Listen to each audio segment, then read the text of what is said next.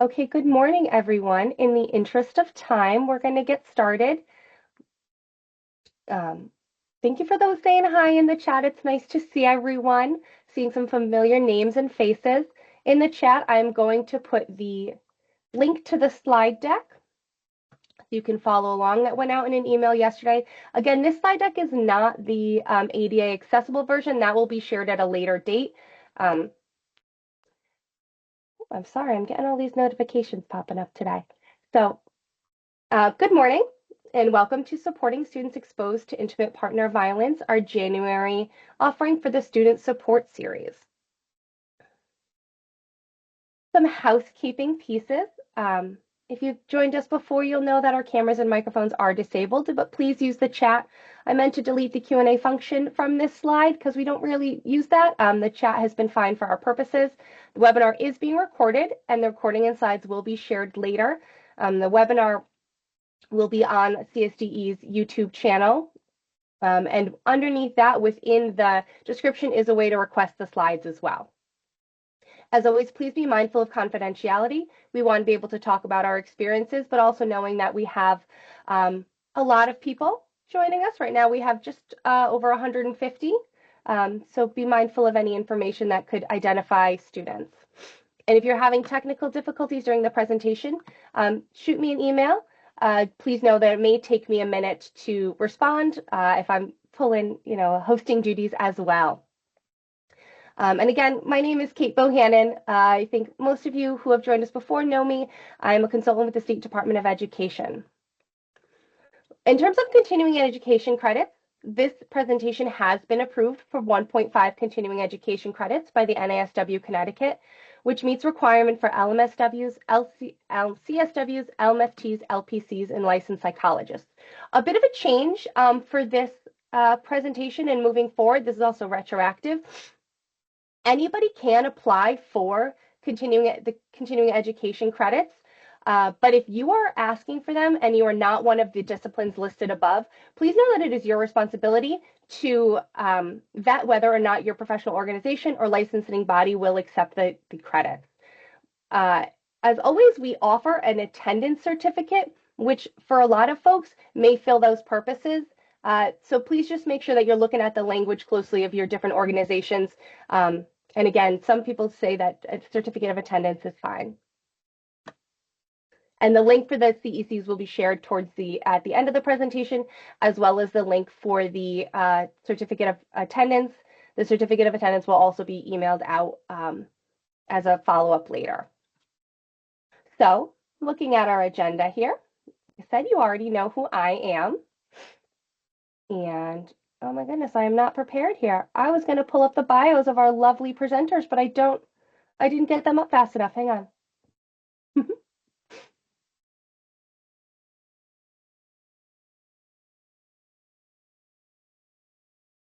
Okay. Thank you for your patience there, everyone.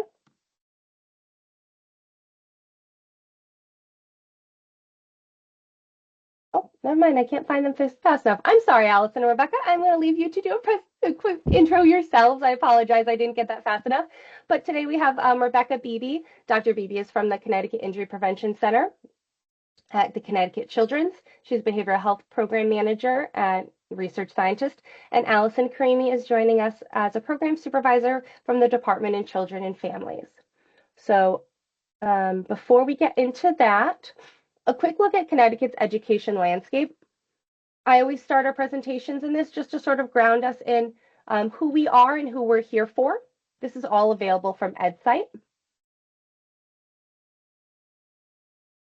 And I was looking for some data on intimate partner violence. And what I could find was from ctdata.org.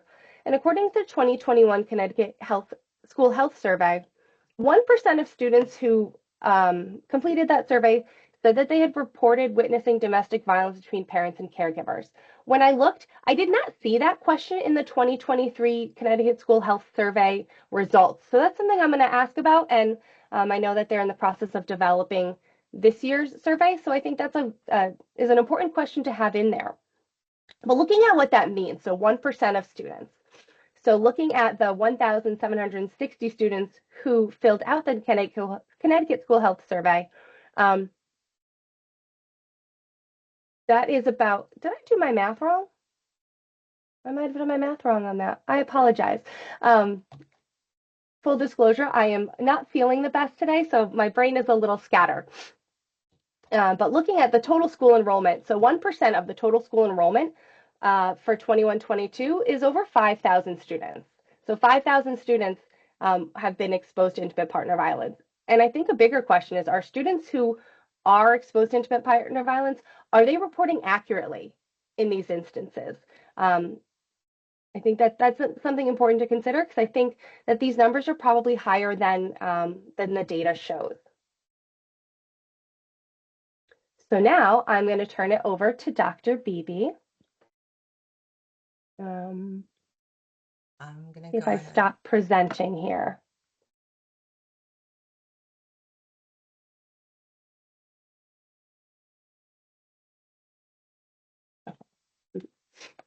Did that work? It seems like it did.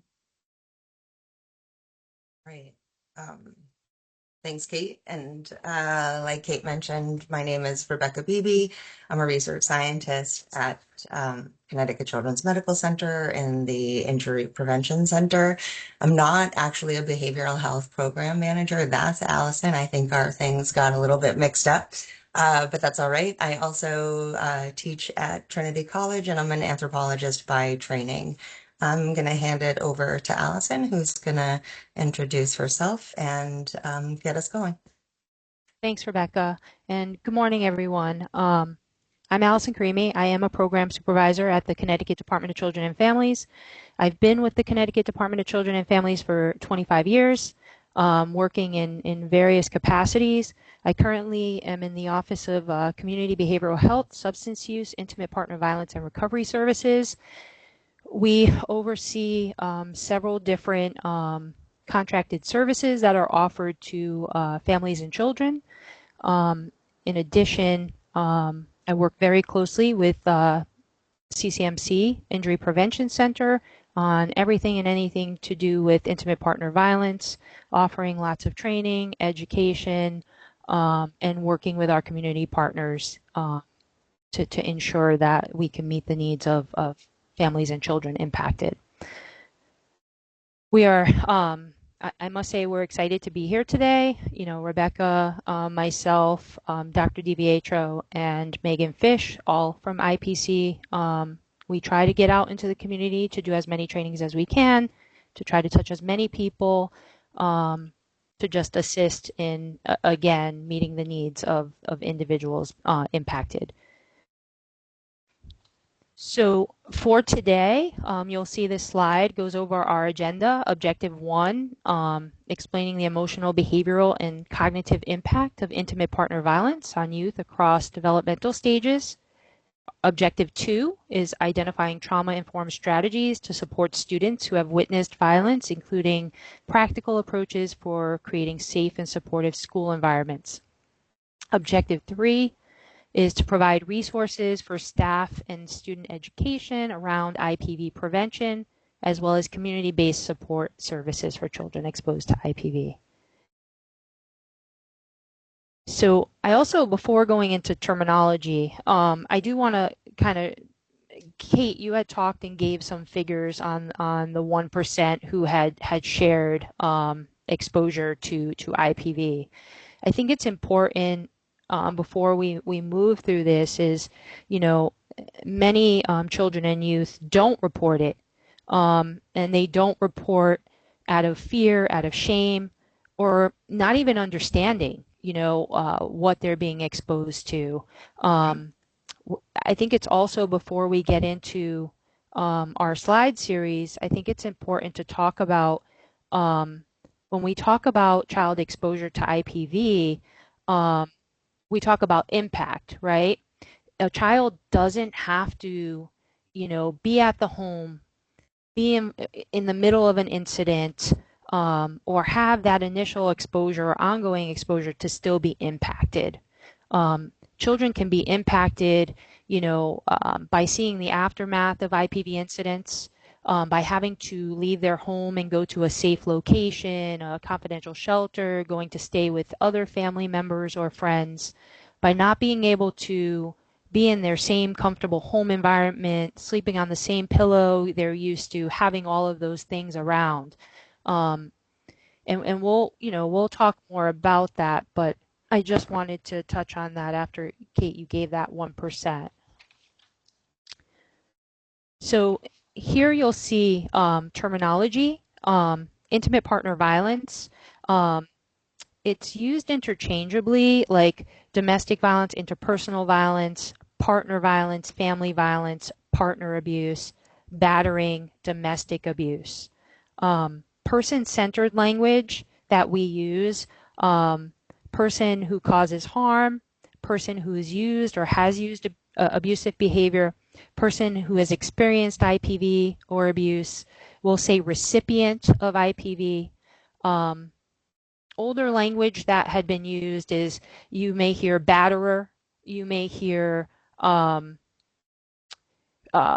perpetrator, you may hear, abuser, and you would often hear, for recipients of aggression or violence, you would often hear, victim, abused woman, battered women.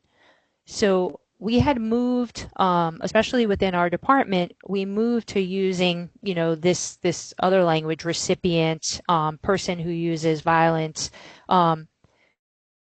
really as our way of engaging individuals. When we would come to the table with individuals who were persons using violence, nobody wants to hear terminology perpetrator, batterer, right? A person would oftentimes shut down. And so we speak very specific to the incidents that have occurred, to the behaviors that, have been demonstrated. And again, that's the language we use, person who's used violence, primary aggressor is still used, and then again, recipient.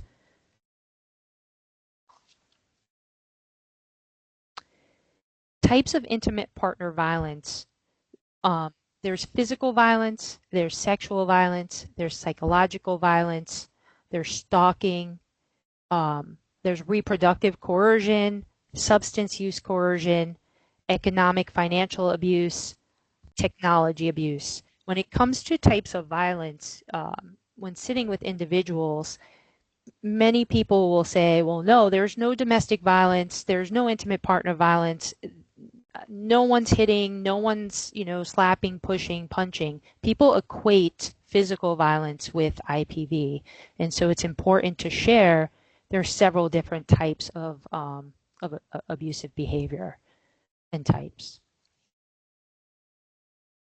Can I just jump in real quick? I'm just noticing in the chat, some folks are having some trouble with sound or with an echo or not accessing the chat.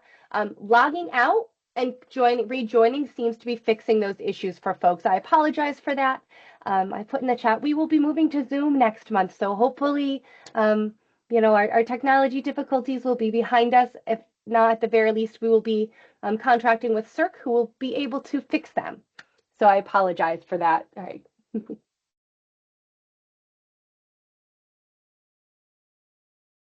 When we look at the prevalence of IPV, 1 in 3 women and 1 in 7 men are victimized by a current or former partner.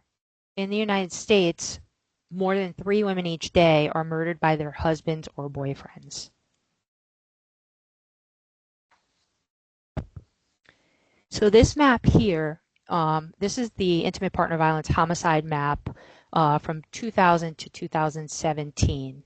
And it's identifying, you'll see the color codes on the bottom. It talks, it gives you the numbers of how many homicides. There was 18 IPV homicides. The victims ranged from age 21 to age 87. And almost every victim was not aware of IPV services available prior to their death, which is very impactful, right? So when I also look at this map, and you'll see this later on at the end of our service, in Connecticut, we have an amazing organization, the Connecticut Coalition Against Domestic Violence, and they have 18 centers across the state that offer IPV supports and resources, everything from confidential shelter to, some of them do offer clinical services, support groups, victim advocacy, and many other things that can help somebody experiencing IPV and their children. Sorry, I just want to point out, so the 18 homicides were just in 2018. The state averages about 18 homicides a year, hovering right around that 17, 18. Just wanted, sorry. Yeah, thank you. These are our Connecticut IPV statistics. 90% of women receiving IPV shelter services are mothers. 50% of IPV-related arrests include children being present. 75% of children involved with the Department of Children and Families have had documented IPV exposure. 50% of youth involved with juvenile justice services have had a history of IPV exposure.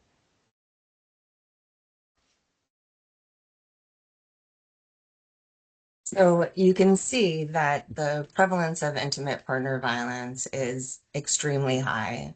So that when you think about that, only 1% of students taking that survey disclosed having been exposed to IPV, you can really get a sense of how many kids that's missing. Because if you think about just those Connecticut statistics, if 75% of kids involved with DCF have documented exposure, those kids are all in school in Connecticut, and they're going to make up more than 1% of that population. So just thinking about how hard it is to identify and to talk about. And so really approaching it like it's, we always say to just assume that it's there rather than to assume that it's not.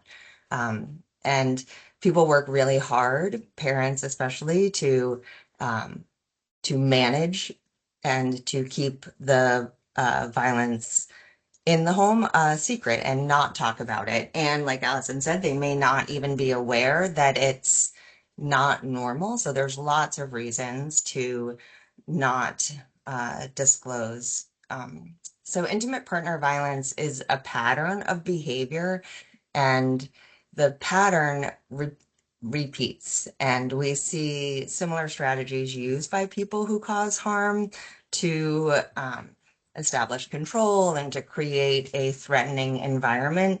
But there's a pattern in the strategies that people who cause harm use, and there's a pattern in the nature of violent relationships themselves. And again, when I say violent relationship, I'm referring to all of those different kinds of IPV that Allison mentioned. I don't just mean a relationship where there's physical violence. So one thing I don't love about this chart is that it starts with the violent incident at the top. And if relationships where there's violence all started with a violent incident, they probably wouldn't start. It would probably be less of a problem, because really the relationships start with pursuit and the honeymoon phase. And they are some of the most romantic, some of the most passionate relationships that people are. When people reflect on their relationships, they talk about them as passionate and very romantic and full of love, except that love becomes dangerous, and the person who's causing harm then uses that love as a mechanism of control and of fear and threatening. And so you have the pursuit, the honeymoon phase, and then this build-up period, this tension period, where you can, people talk about, what's the thing, like cutting the tension with a knife or something? I don't, but that build up and the tension in the home, and then there's a violent incident, whether that's yelling, physical, or any kind of episode, and then that's followed by the remorse phase. I'll never do it again. I'm so sorry. I love you so much, building into the pursuit phase. So if you were to think about how we respond when people, or when, oh, we didn't say this yet, sorry. So we work hard to not use gendered language in our talks. Uh, Anyone can be a victim of intimate partner violence. Anyone can be, and I'm using the old language, I apologize. Anyone can be someone who causes harm. Anyone can be a recipient of harm. But the reality and the data show that 80% of people who are harmed are women. And that in most cases, they are in relationships with men who are causing the harm. But again, anyone can be a victim. Anyone can be someone who uses violence. um, so sorry, I'm gonna mute my phone Yeah. And Rebecca, just with that being said, right, we identify that anybody can be, a recipient of IPV, and the Connecticut Coalition Against Domestic Violence, all 18 centers will service any victim, any recipient. Yeah, thanks, Allison. So the cycle repeats, and if you think about how we respond to women who disclose that they're in a violent relationship, so I'm going to give you each a second. I can't access the chat. I don't think I can leave and come back, but I'm going to ask you just to think about what you think the most common response that women who disclose they're in a violent relationship, maybe to a friend, might get. Are people putting it in the chat? You guys, Allison can't see it either, I don't think. Oh, that's so weird. I'm so sorry. So some people are saying just leave, break up Yeah, with them. okay, thank you. A lot Perfect. of just leave. Why don't you Yep. just leave? Okay, so yep, that's thank you. That is, I think, the very gut reaction response.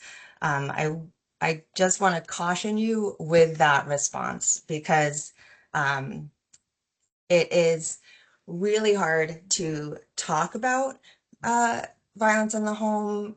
These relationships aren't absent of love. That's what makes it so hard to leave.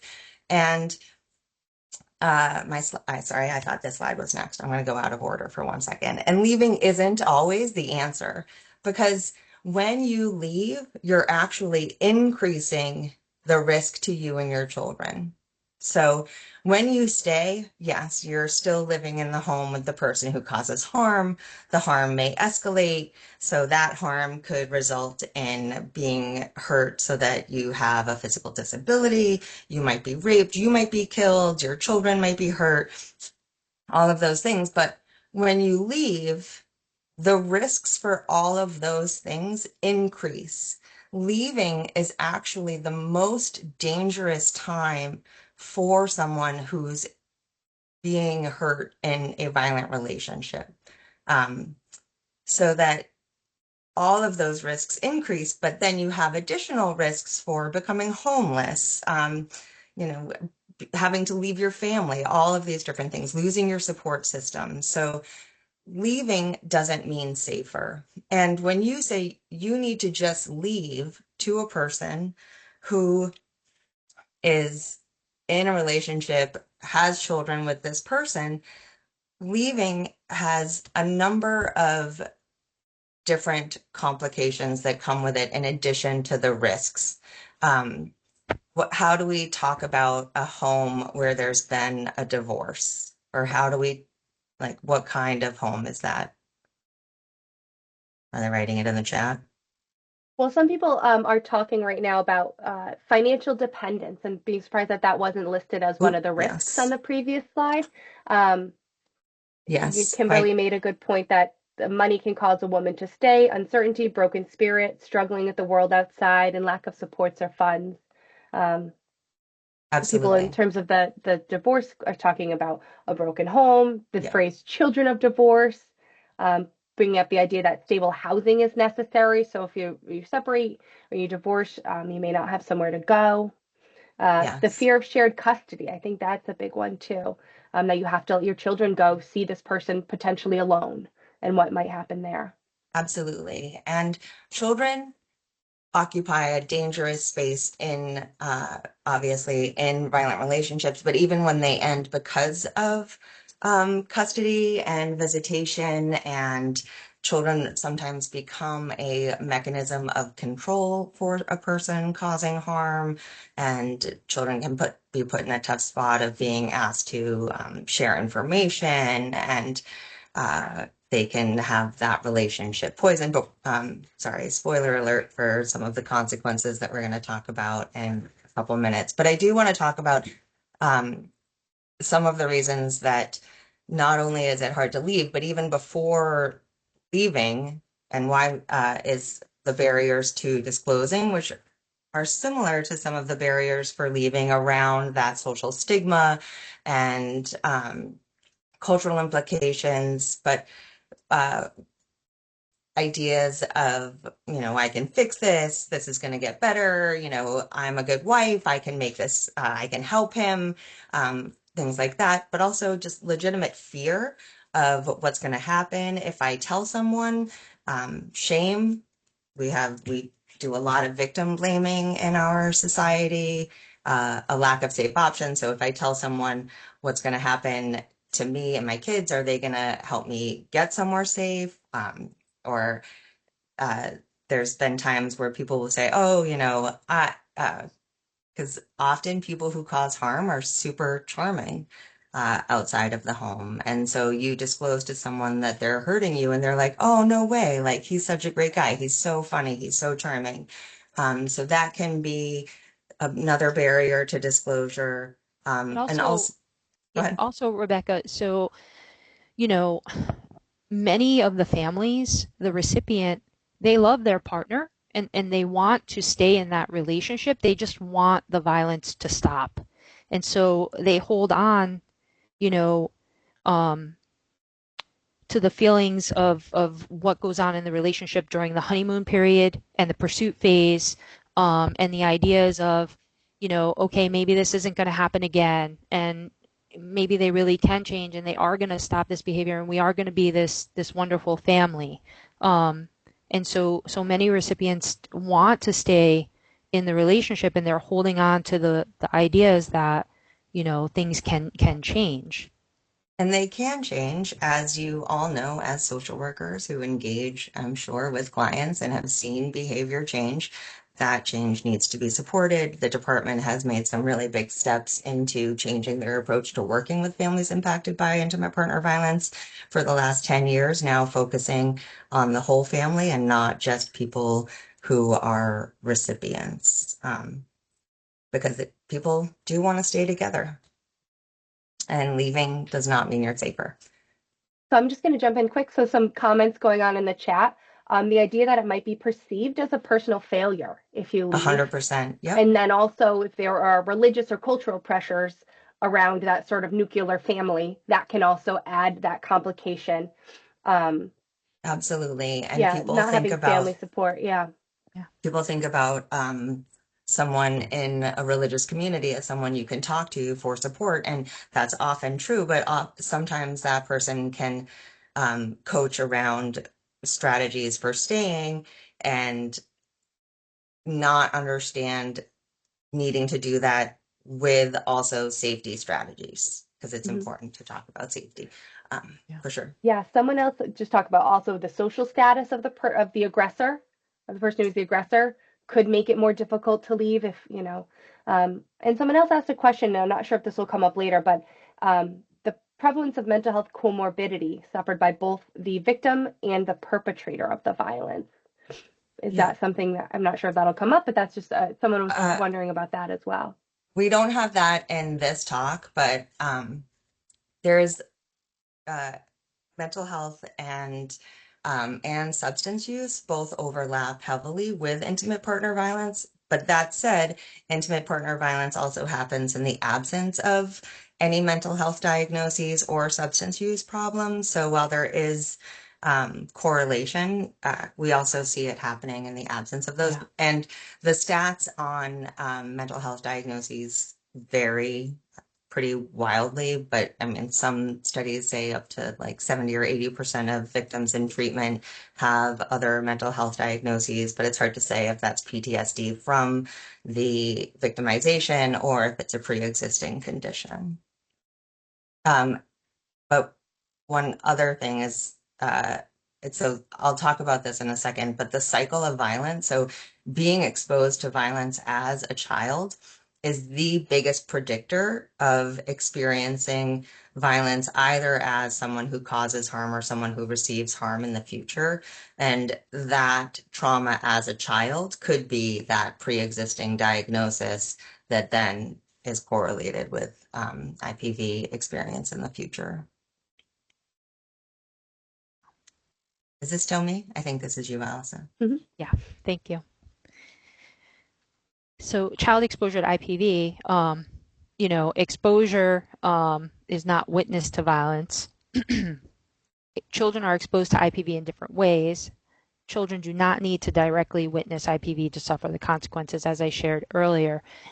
You can have a child who, let's say, returns home from school and they see the home, there's broken things all over, holes in the wall.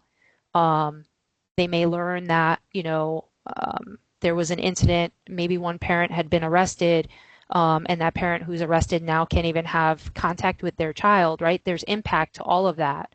If a child is not there when an incident happens, but they may see, bruising or injuries to a parent, there's impact, right? By seeing those things and experiencing that. As Rebecca shared, exposure to IPV, it can negatively impact a developing brain, right? And the formation of the cognitive belief system. And, like she shared, there's numerous studies that speak to that strong correlation between child exposure to IPV and then developing symptomology and symptoms of PTSD later in life. That's where, again, partnering with communities and empowering families, to raise resilient children and to build on their resilience and helping to develop, healthy relationships is key. With child exposure to IPV, we know IPV affects 1 out of 5 children in the United States. The majority of households with IPV contain children, and 15.5 million children in the U.S. live in households where IPV occurred in the last year.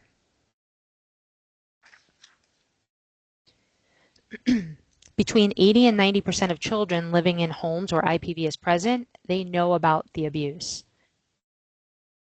The prevalence of child physical, sexual, and emotional maltreatment in families with IPV is estimated to range from 30 to 60%. I see we have a lot of questions coming through.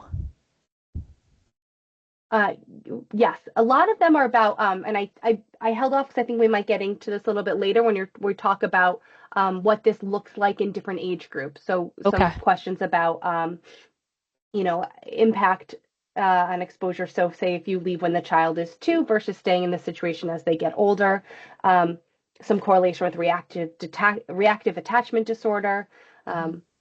So I held off because I know we're going to get into some of the different developmental stages afterwards, but that's sort of what's been percolating in people's minds as we've been presenting. Okay. When we speak too about like child exposure, right, we can't forget like many of the children, they're young, they're bound to their caregiving environment, right? And so definitely impacts there.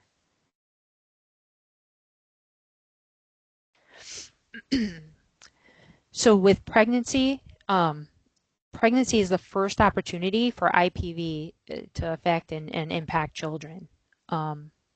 Murder by a current or former partner is the leading cause of death among pregnant women. IPV is associated with increased incidence of low birth weight babies, preterm birth, miscarriages, and infant mortality. 43% of maternal deaths during pregnancy are attributed to partner homicide. So leaving and pregnancy are the 2 most dangerous times for someone involved in a violent relationship. And when we talk about, violence and intimate partner violence, there's several, different violent behaviors that impact, the lethality piece, right? People being at risk of lethality. If we throw out to the group, when we're talking about, physical violence or other behaviors, Physical violence could, it could be anything from slapping, kicking, punching, pushing, strangulation. There are stalking behaviors. What do you all feel is one of the most dangerous behaviors somebody who's using violence, can demonstrate and use? Do you want to? Okay. So folks are saying choking and String. strangulation, Yep. intimidation. Mm-hmm. Okay.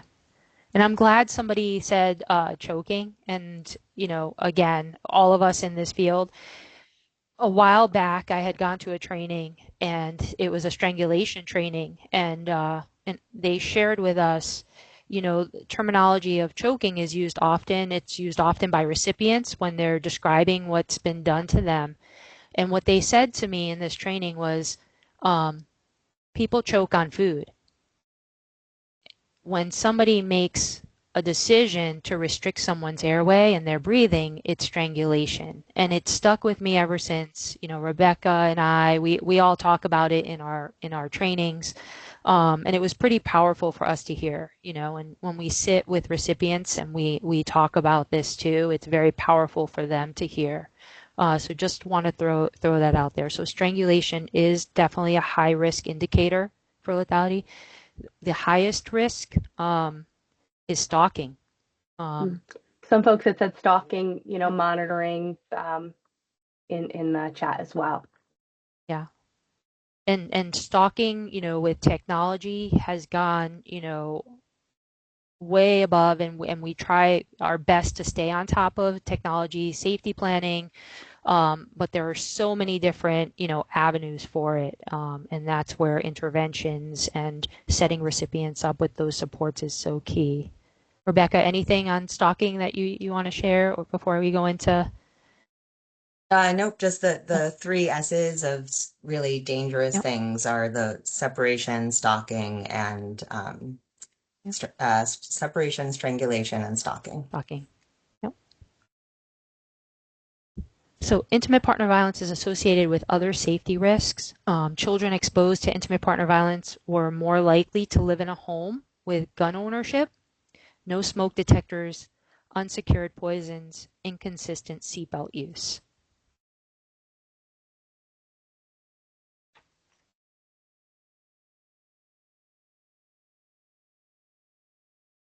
Interesting. You said inconsistent seatbelt use. Some other folks had said in the chat that erratic driving in terms of one of the strategies. Mm-hmm. Mm-hmm.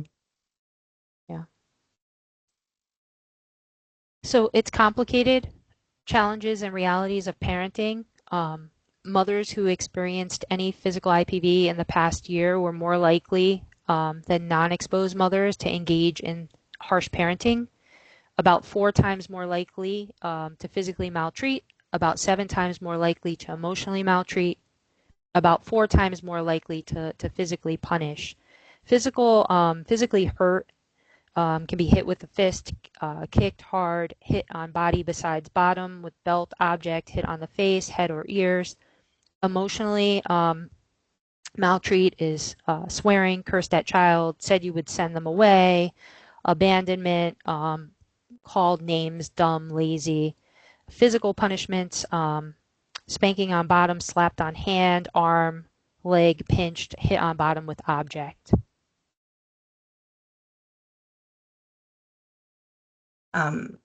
So one of the things I like to think about here is that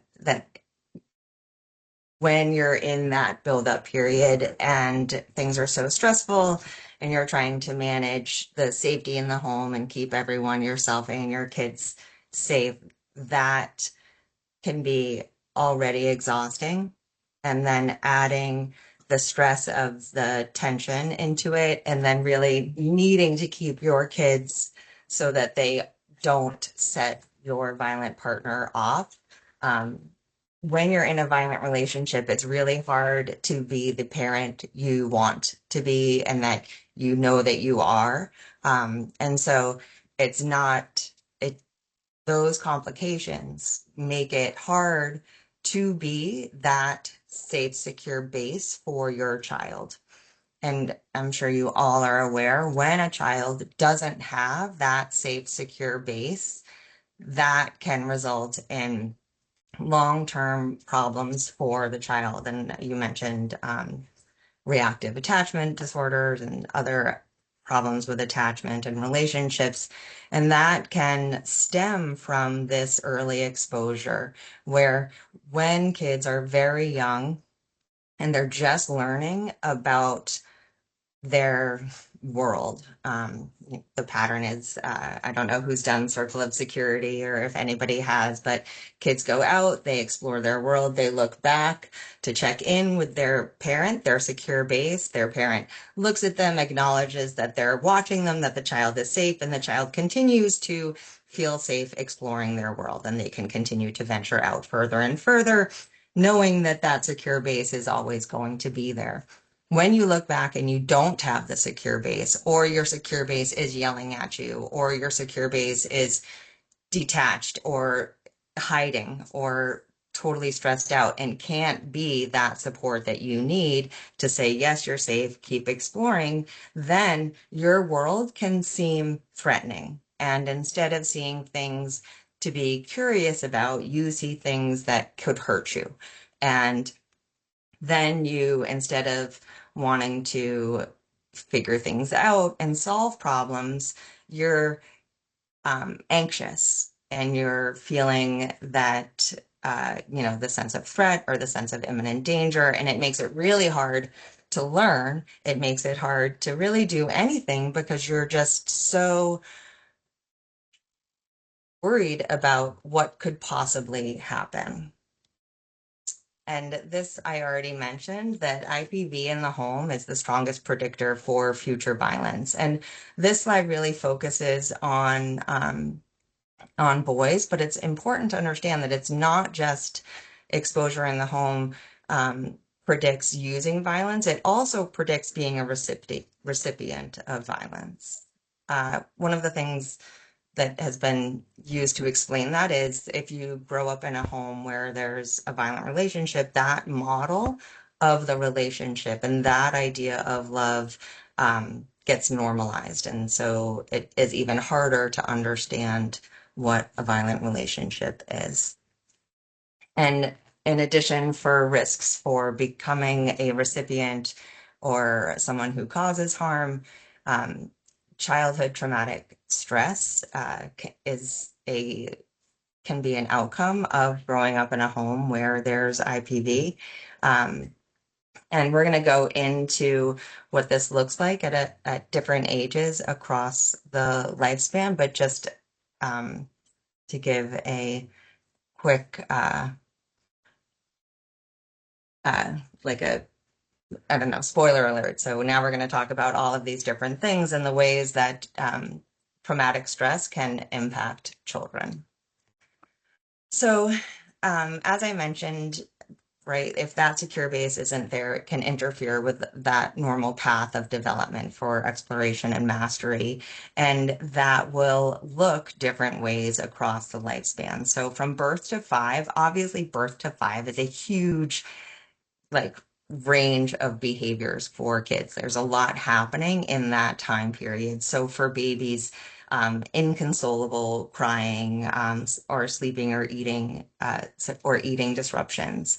As kids age, you might, or even with babies that, they might not make eye contact. They might be looking in other places. They might have a exaggerated startle response. And so then as kids get older, you might see these becoming worse. Because again, the pattern of IPV is that it gets worse over time.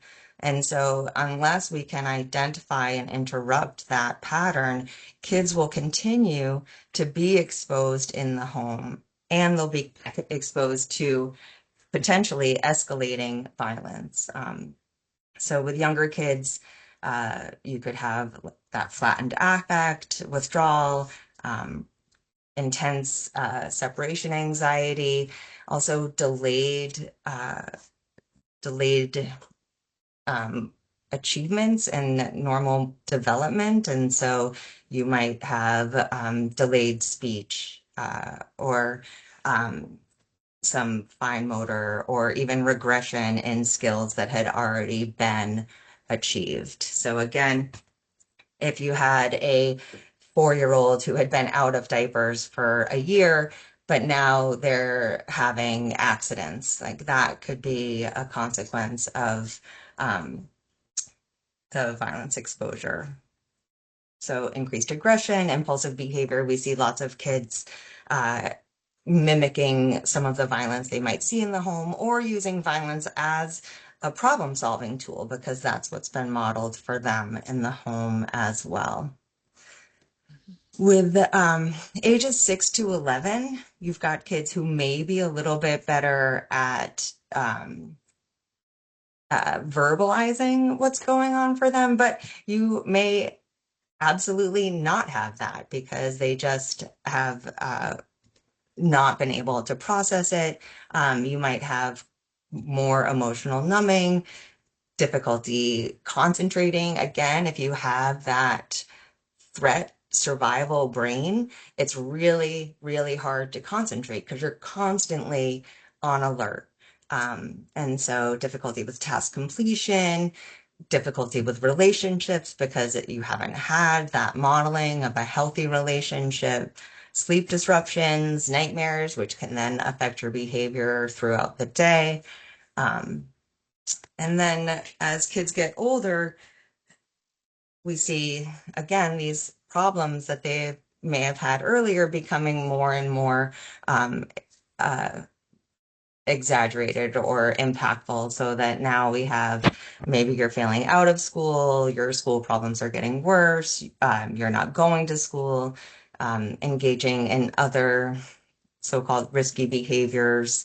And then as kids get older, having more diagnosable challenges and really needing an intervention and services to deal with the consequences of that violence exposure. But the earlier we can intervene and support and give a secure base, the less impact the kids will experience. Can I jump in real quick with a Of course. question? So someone Yes. had brought up in the chat the point about the need for older siblings to feel as if they have to protect their younger siblings. And I Yeah. think about that, and I've seen that with students too. Just wondering if there's any, data or research or anything around that Yes. for the older sibling. Absolutely. Parentification is sometimes what that's called when if the person who's receiving violence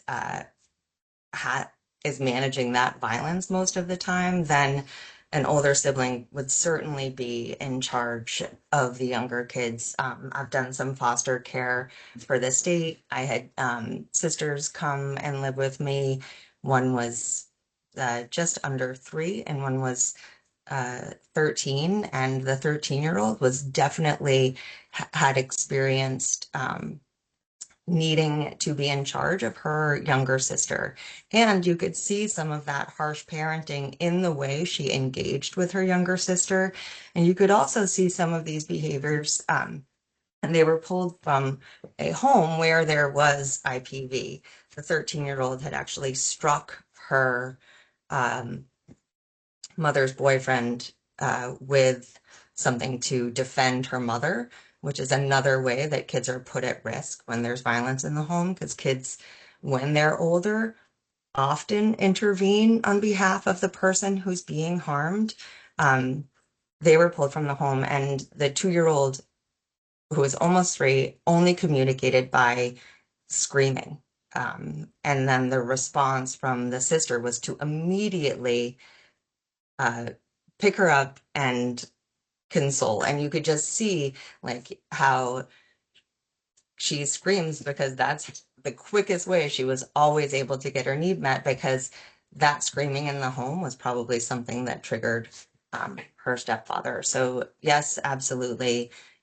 There's lots of risks for older kids because of that. But again, the younger brains, and that getting in early to make sure that they can have a secure base is super important. But this slide gives an example of the different ways that kids can respond, because you can have the kid who jumps in and wants to defend their mom, or you can have the kid who's hiding up under their bed, like just unable to really deal with anything, and just hiding from it. So I'm not, I mean, this has been up for a while. I'm not going to read these. Right? People have read them, I imagine. Okay, so you all know this. Kids use their behaviors to communicate. They don't have the words or often the skills to understand how to connect what they're feeling with the words that could come out of their mouth. And so we see their behaviors as the way that they communicate, particularly when something is wrong. And so what are some of the behaviors that you might see that could indicate it's worth having this child speak to a social worker or counselor or someone in school? Is the child, do they hate the end of the day? Do they not want to go home? Are they dragging their feet at the end of the day? Are they trying to find reasons to stay in the classroom or in the school? Are there indications of sleep disturbances? Do you see this kid sleeping in class or always tired? Or do you see them being aggressive with their peers and modeling behaviors that they might have seen modeled at home? Are they withdrawn? Are they nervous? Do they survey their environment constantly?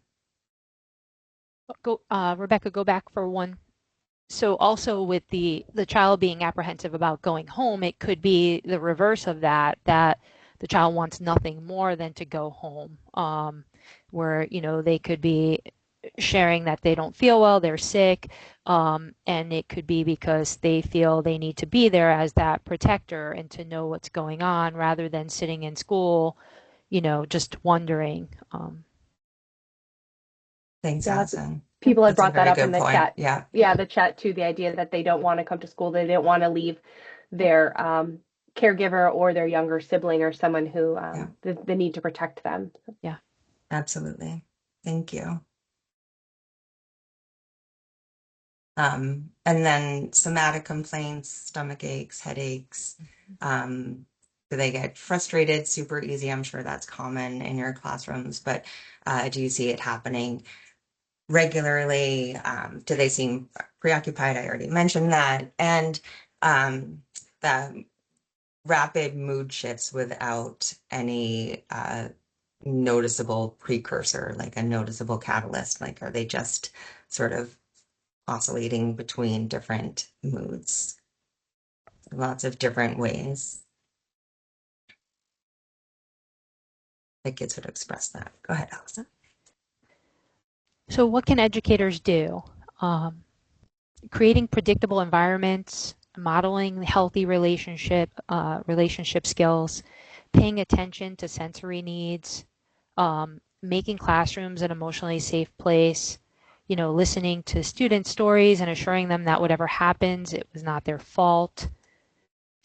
When we talk about, and obviously a lot of this can already be getting done. We know how hard educators work in, you know, building those classroom settings. But, you know, when we talk about paying attention to sensory needs, just, you know, having things for kids to use, like we talk about fidgets, right? Like baskets of stuffies, like all those different types of things, just different types of arts and crafts. Again, just, you know, paying attention to sensory needs, trying to meet those needs, and having that classroom be emotionally safe. Next, with predictability, just again, creating consistent routines, alert the children to any changes in the class schedule, talking them through new or different procedures and rules, preparing the student for new people coming into the classroom. Again, children exposed to IPV, they just, can really kind of be on high alert at all times, very anxious, just uncomfortable. Yeah. I'm just jump in for a second. So that just makes me think too, that predictability, right? If you're living in a home where there's violence, that feels unpredictable. So especially that new rule or a new procedure, I think would be really key to talk through to say, this is okay, this is how we're going to do things now. Especially, if at home, if they do something different or the rules or the playbook might change and they don't know that. And so all of a sudden they're putting themselves in unsafe situations. And as we're talking about this, we all know this is also really great information for any sort of trauma-informed classrooms. Yeah. That really is the Yeah. the core of it, Kate, is that just a trauma-informed lens in classroom can really support anyone who's been exposed to IPV. Yeah. So modeling healthy relationship skills, modeling nonviolent pro-social problem-solving behaviors, discussing the difference between assertive and aggressive with your students, avoid fear and threats as discipline methods, identifying and discussing people at school and families or public figures who model pro-social behaviors.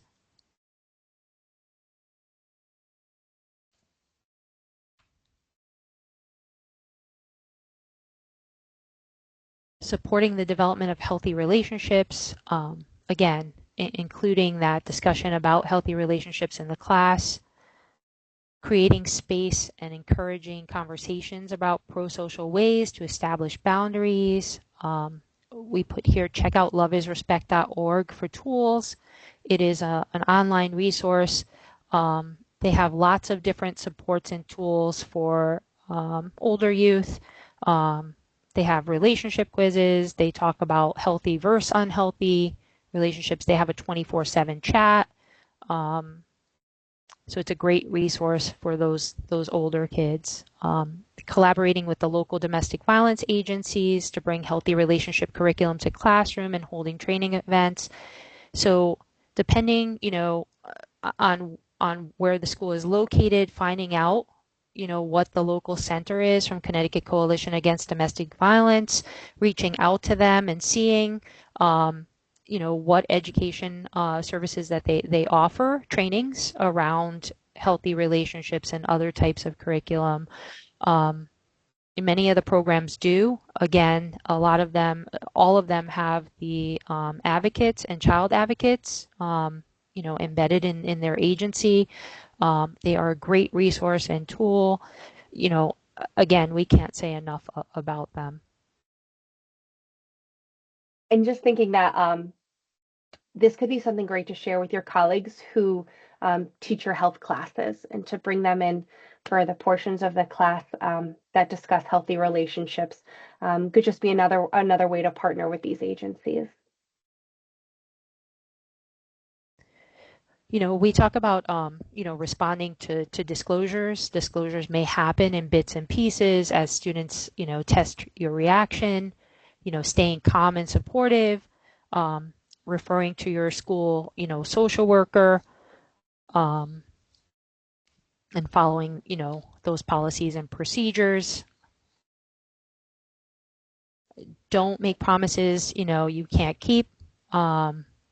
Don't become emotional or judgmental. Don't show anger at the person causing harm or jeopardize safety. Do listen without judgment. Identify their feelings as normal. Tell them you believe them. Put the responsibility for the abuse on the person who caused the harm. Safety planning, informing them of every step, and helping with coping skills.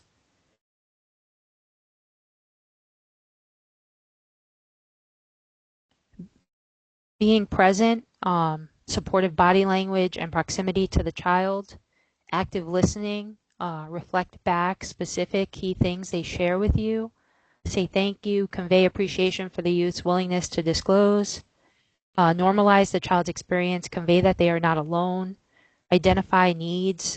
Does the child need anything in that moment? consult with coworker or supervisor. It may be important that you are not the only one to know about this information. And with this being said, we know, intimate partner violence, hearing information, seeing it is very difficult and challenging, right? And everybody probably needs support around that. And so that's where being able to reach out to your administration and following those protocols, and also ensuring as a teacher or school, representative, that as a person you're getting support through that as well, because it can be emotional and impactful. So. And I would say too, especially if it's a disclosure about something that happened recently, make sure that you're looping in the school nurse, if there are potentially injuries, to make sure that they're physically okay, and make sure that we're all mandated reporters here. So even though those are tough phone calls to make sure that you're following those processes and procedures as well. Yep. So here is the Connecticut Coalition Against Domestic Violence. Their hotline, Safe Connect, is the first step to help. They offer everything from safety planning, with recipients. They have support groups, children's programs, counseling services, confidential shelter and safe housing, court advocacy and support, information and referrals. All of their services are free and confidential. With their advocacy, there are things available to recipients of IPV, and you may hear this as well, or sometimes the school is informed that there is a protective or restraining order that extends to a child. So, protective orders are issued through the criminal court. So if you think about, protective orders are often referred to as PO. You think, okay, police, protective order, PO. Protective orders are issued when there was an arrest, there's a pending criminal charge, and those protective orders are usually, they stay in place until the disposition of that criminal case. A restraining order, a person can go to the family court and complete an affidavit of the concerning behaviors and feeling unsafe, and they can be issued a restraining order that extends to themselves, their children. It could even extend to pets. And so if children are added to that, a lot of times the parent or somebody will inform the school that those orders are in place, so that the school can also safety plan around who can have access to the child and who can't. And so CCADV, their advocates, are very good in helping people with, if they want to file for an order, and supporting them through that process, and just helping individuals understand, again, what those are. I have a quick question. So I've shared this before. I used to work in a high school, and I've had situations where there is a protective order that was from 5th grade, and it sort of just continues in the educational file, and you don't know if it's accurate, or you don't know if it's still in place. I've had situations where there's a language barrier, so you can't really ask the family. Is there a way as a school that you can get that information, or it needs to be shared through the family? So protective orders and restraining orders are at the highest level of confidentiality. And so, if this is something that's been reported by a parent and that's how you gained access to that paper, it's coming from them to find out. I can explore if there would be another avenue for, a school official. I can ask that question and get back to you. I was just curious, and I understand it's very confidential. This is making me think too, though, at the beginning of the school year over the summer, I think it would be a good practice for you, or to have your administration go through any restraining orders or things like that may be in place for your students. So the folks at the front office have a list of people that they know who may not have access to their children. Because you never know who might show up. I've had a situation where a parent who was not supposed to be there showed up. Thankfully, it was after school hours. There was no students there, but I had no idea. So just something to keep in mind as you're thinking about your school safety and security, also making sure that it extends to individual students as well, and their unique situations. Oh, good. Someone said the front office put that in your system. So that's great to hear. And I'm sure there are some districts who have that in place. I know Power School, we used Frontline. They had little alerts and things like that too, but just to make sure that everyone is aware. Yeah. And typically, and again, I do not work for the judicial court system, but for restraining orders, so the restraining order, it typically will be in effect for about a year, and then a recipient can continue to go into court and apply for it again.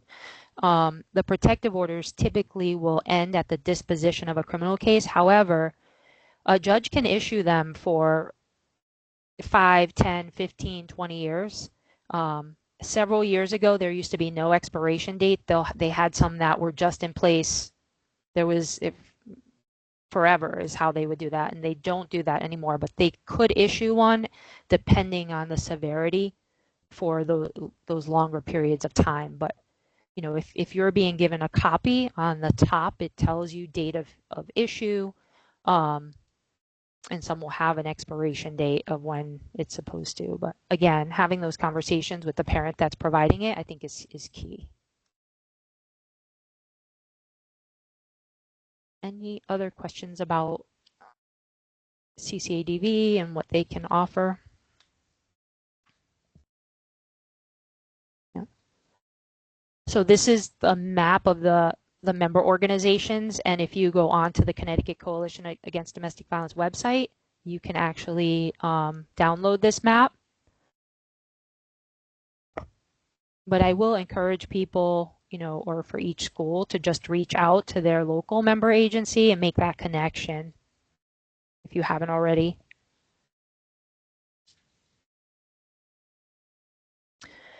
So interventions for children exposed to IPV. There's the Child Health and Development Institute, CHDI.org. There's Mobile Crisis 211. I talked about loveisrespect.org, which is for older youth. If you go to Kids Mental Health Info, you'll see mental health providers, the National Child Trauma Stress Network. That's the National Domestic Violence Hotline. And CHDI has on their website a list of different evidence-based interventions and who provides them and what they are treatment for. And it's a really nice resource for different trauma-exposed kids. So urgent crisis centers are walk-in services for family and children who are experiencing a behavioral health crisis but do not require emergency department level of care. They're licensed and funded through DCF. Those centers function as, again, walk-in clinics. And you can go on to see, what each one of those centers. They'll help with providing crisis stabilization support. They complete a comprehensive mental health assessment. They'll work with family to develop a safety plan, connect the child directly to additional services if needed. In addition to those services, I can share with you that internally for families who are involved with the Department of Children and Families, we do have contracted IPV services. So we have IPV services available in all 6 of our regions. We have contracted providers that offer, it's actually called Intimate Partner Violence Family Assessment Intervention Response. It is a clinical service where a clinician will work with a recipient, they will work with the person using violence, and they work with the children to address the IPV. Dr. Carla Stover is the model developer of Fathers for Change, which was developed to work with fathers who have used violence. And she's also developed the Mothers and More curriculum within that. It's a 6-month service. Parents need to share children and have had children together to do the service. They do not have to be in a relationship to have the service. And so as they go through the curriculum, the focus is on, for a person using violence to get to change behavior, a lot of using MI, addressing trauma, and getting them to understand impact, right, that the violent behavior has had on their partner, ex-partner, children, and themselves. and then to get that commitment to change and build a toolbox of healthier ways of dealing with, stress, anger, frustration, fear. And we've had great success with the program. I don't know, Rebecca, do you want to share anything else on IPV Fair? No, I think that's good. Yeah. And then, No, and you we, go. yeah, and then we also have in one region, we have another IPV service that's available to families. And so both those services encompass working with the entire family to address IPV. It's done separately. And again, we've had, very good outcomes.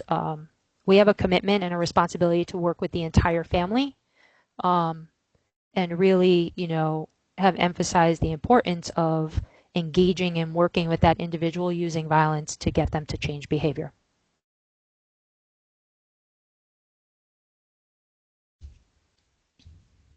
All right. That's the end of our slides, but I got Susie DeVitro, Dr. DeVitro is texting me what's in the chat, and there were a couple things. There was a question about women as perpetrators or women as people causing harm. And yes, anyone can be someone who causes harm. Certainly, there are women in relationships who cause harm. What we do know about uh, women as in violent relationships, sometimes it's called mutual violence, but really that the violence used by women tends to cause less harm than the violence used by men, and it's often defensive violence.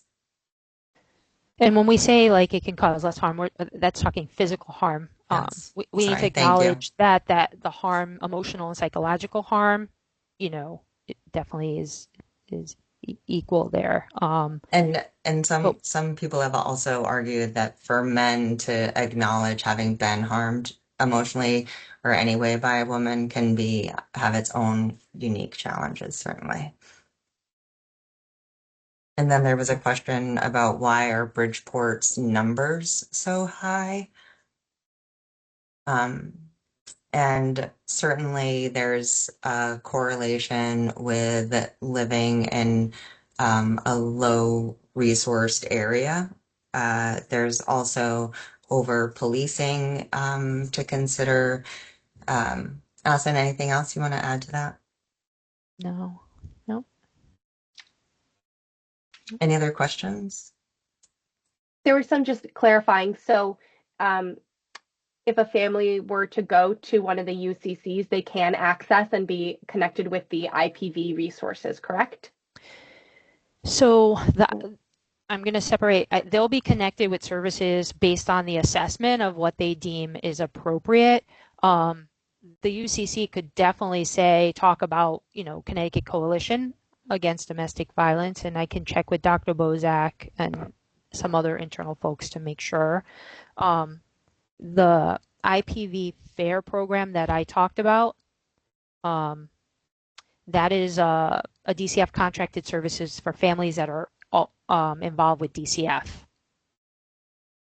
So for IPV Fair, the family has to be involved with DCF, have an open case with DCF to get that particular service. Okay, thank you. Someone else asked if there's any data regarding children being exposed to IPV and being not up to date with their medical and well child visits. I don't know those numbers offhand, but I think what we do know is that it's correlated with other unsafe conditions, and I would imagine that extends to well child visits. But I don't know the answer. We at Connecticut Children's and in the Injury Prevention Center have been working with the Connecticut Coalition to help encourage pediatricians to screen caregivers for IPV at well child pediatric visits, but that continues to be a work in progress. They have a couple pilot studies going on around physical injuries and IPV, but we're still working on the medical side of IPV in kids and getting those numbers. Thank you. Okay, I'm going to share my screen again just to do a little bit of a wrap up here. We've got just over 10 minutes left, so please, if folks have questions, we can keep checking on those in the chat. So some folks were asking about resources for youth who are in unhealthy relationships. That is the entire topic that we will be speaking about next month. Allison will be joining us again with her colleague, Dr. Susie DiVietro, who has been sharing some tidbits here in the chat. Let me see. I need to get to our wrap-up slides here. So here is our contact information. I tried to quickly update the job titles there. I apologize. I'll make sure that's all cleaned up. But there's everybody's email addresses. Excuse me. And then looking at so some wrap-up pieces here. So the CEC request form, I'll put that link in the chat as well. That form closes on January 30th. I do ask that you try your best to get it done in those 2-week time period. It becomes really tricky for me to continue to process requests as we're moving forward. So I suggest doing that as soon as you get the link. Like it says, it'll be in the chat, and I'll also share it out tomorrow, or excuse me, in an email later today or tomorrow. There's also the course evaluation. Next month, we have Building Healthy Relationships, Recognizing and Responding to Teen Dating Violence. That will be on February 19th. I do not have the link for that yet. As I said, we are switching to Zoom, so I'm waiting for that to be generated. We're going to be working with CERC to do the tech side of that, so please keep an eye out for that. Another new exciting thing is that you are all now part of the SDE School Mental Health Listserv. So that is where I will be using to send out emails moving forward to the whole group about upcoming opportunities and resources. If you have attended any of these Student Support Series webinars so far this year, you are added to the listservs, as are all school counselors, social workers, psychologists, nurses, and special ed directors, I believe is who I put on there. If you do forward that to a colleague, there is now a way that you can subscribe to the listserv so that folks can get those emails as well. Let me take a minute. I will put some things in the chat here. And Kate, I had shared, and I'll share with the group. So we offer an 8-session IPV Advanced Practice Series. People can sign up for one or all, and we've now offered that out to people in the community and providers. And so when we set our next course, we will get that to you to share with everybody that was here. Great, thank you so much. And I think everyone, I know you can't see the chat, but everyone is really appreciative of the information, and it's informative and relevant to their work. So thank you both for joining us today. And if we don't have any further questions, you all can have 10 minutes, 9 minutes of your day back. Well, be well, and like I said, keep an eye out for an email later today or tomorrow that has some of this wrap-up information, and we hope to see you all in February. I'm hoping to have that link in hopefully next week, but if not, please just put the save the date on your calendar. Again, that's February 19th from 9 to 10:30. And also keep an eye out. I'm hoping by mid to end of February, we will have the flyer for our our final 3 offerings in March, April, and May for this year. And we want to thank everybody for what you do for our children in Connecticut. So all of you educators, thank you so much for all you do for kids. Thank you. Right. Take care, everyone. Thanks, Kate. Thank you, Kate. Yes, no problem.